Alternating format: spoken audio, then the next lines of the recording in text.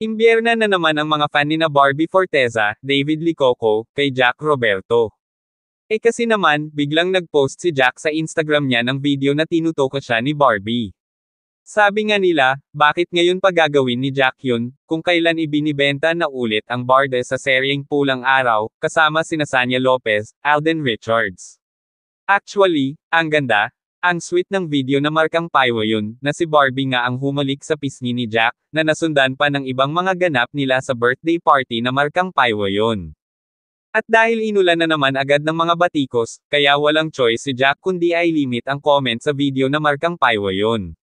Comments on this post have been limited. Ang mababasa mo nga kapag tinangka mong magkomento. Well, okay naman yun para iwas stress na rin, at iwas away na rin ng mga fans. Usually kasi, ang mga ganong open for comment ang nagiging daan para magtalo-talo ang mga fan.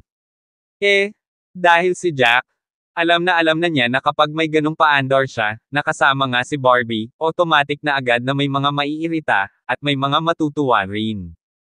Kaloka 'di ba?